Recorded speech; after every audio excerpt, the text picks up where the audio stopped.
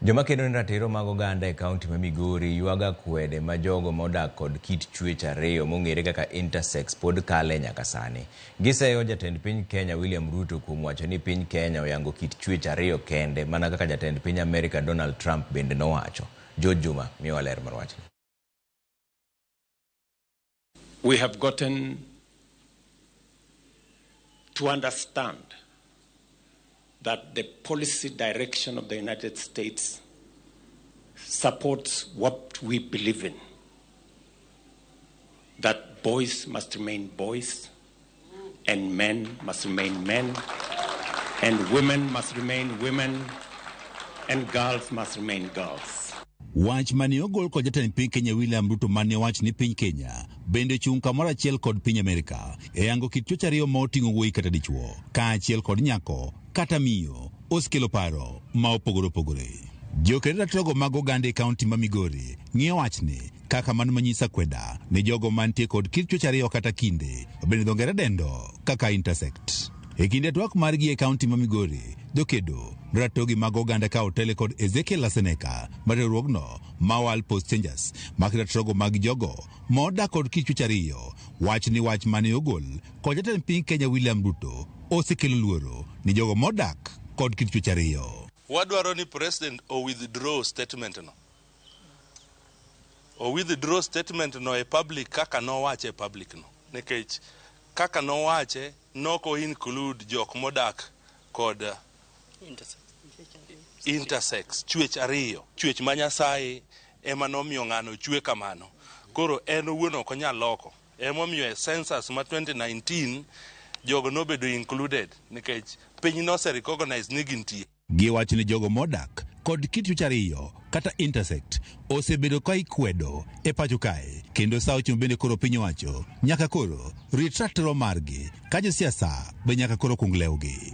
Jogo man chwech ariyo nigi ting' mapek mar pondo kinde ka kinde kata ka gin gimanyo thieth kata seche ma gin e skul.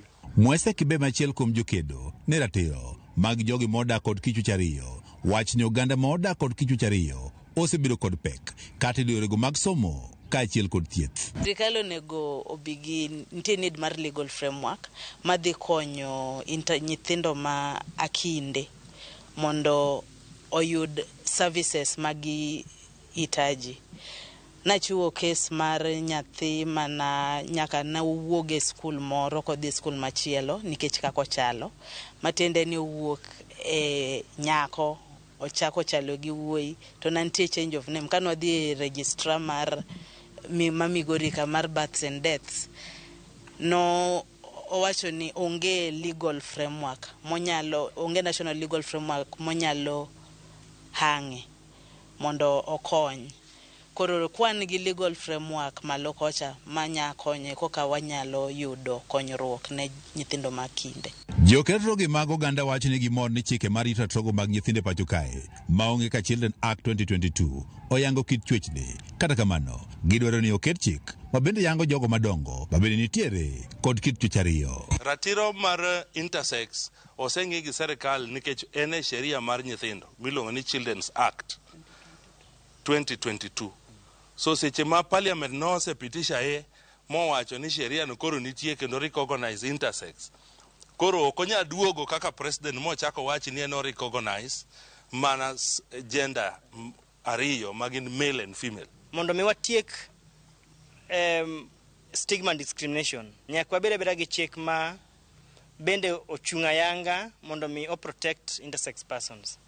Ka onge chik mopogre gi mar Children's Act chik ma bende protect intersex adults to pod stigma and discrimination pod biro bede. Kaunti ma Migori nyaka san lipot yango ni nitie kwan jogo modak kod kit chwech ariyo kata intersect maromo 401 ma bende osewuok oko ayanga ka jokedo ratogo mag oganda wacho ni pon timo opondo nikech akweda. George Juma, Ramogi TV, Migori.